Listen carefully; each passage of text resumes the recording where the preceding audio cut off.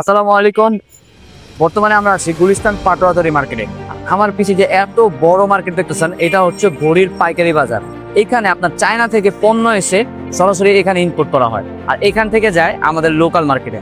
আজকে আমরা এই মার্কেট ঘুরবো এবং ঘড়ির সম্বন্ধে দাম জানবো, ঘড়ির মডেল জানবো, কিভাবে তারা ইম্পোর্ট করেন, এগুলো ব্যাখ্যা শিখবো। চলুন ভিডিও বর্ণনা করে যাওয়া যাক মার্কেটে।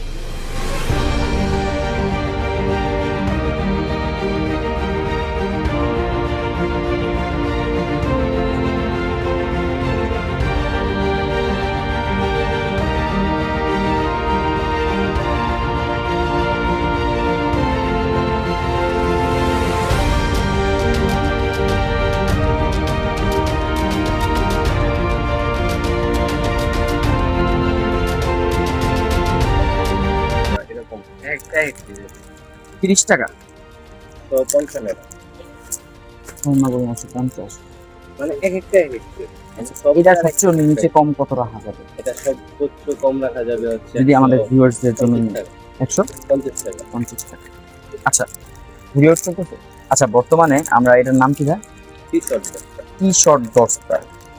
তো ঘড়িটা দেখাই, খুবই সুন্দর একটা ঘড়ি, দেখতে পাচ্ছেন ডাবল গ্লাসের। তো এইটার পাইকারি রেট হচ্ছে 150 টাকা, না 150 টাকা। আচ্ছা, দেখি এটা কালার কয়টা আছে।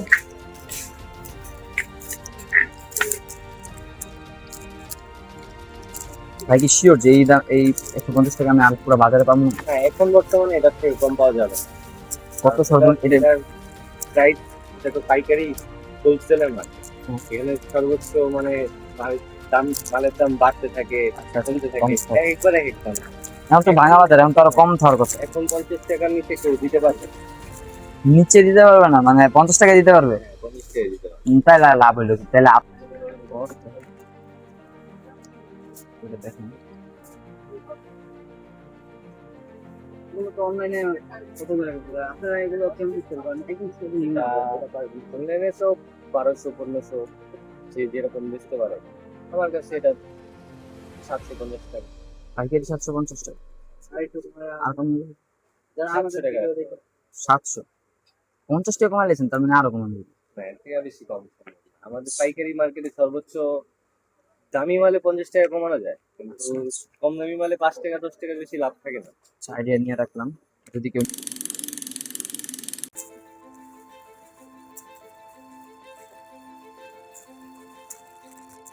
এটা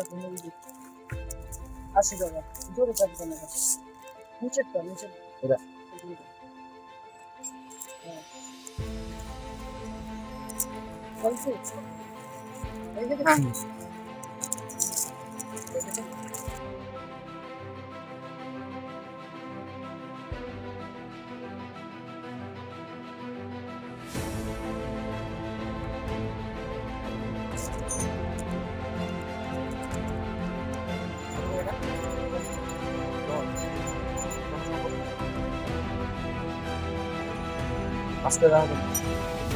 দেখুন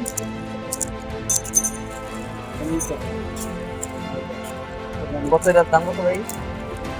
আচ্ছা, এটা যারা ঢাকায় স্থানীয় ব্যবসায়িক আছে, যারা 10 বছর 15 বছর 20 বছর ধরে ব্যবসা করতেছে, তাদের দোকানে গেলাম, বললাম যে আপনাদের ভিডিও করি, আমরা ভিডিও কন্টেন্ট বানাই। তারা এক কথাই না, তাদের দরকার নাই, তাদের কাস্টমার বহুত আছে, তাদের কোনো মনে করেন প্যারা নেই। ঠিক আছে, এটা ঢাকা একটা ভাব, এটা ঢাকার একটা মানে মানি ডাজন্ট ম্যাটার। ঠিক আছে, তো ভিডিও দেখেই বুঝতেই পারলেন যে তারা আর কি এতটা সেফ ফিল ছিল না তাদের প্রাইস নিয়ে। তারা বলতেছিল যদি আমরা প্রাইস জানিয়ে দিই তাহলে অন্যান্য মার্কেটে অনেক ঝামেলা হবে। তো দ্যাটস ওয়াই তারা প্রাইসটা নিয়ে বলতে চায়নি।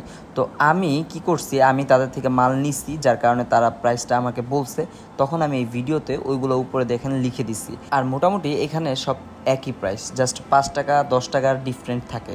আমার কাছে সব থেকে কম যেই দোকানটা মনে হয়েছে যে তারা প্রাইস সবচেয়ে কম দিচ্ছে, তার লিঙ্ক, তার দোকানের নাম এবং নাম্বার আমি কমেন্ট বক্সে দিয়ে দিব বা ডিসক্রিপশনে দিয়ে দিব।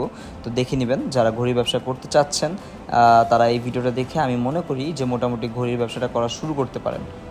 ধন্যবাদ, দেখা হবে নতুন কোনো ভিডিওতে।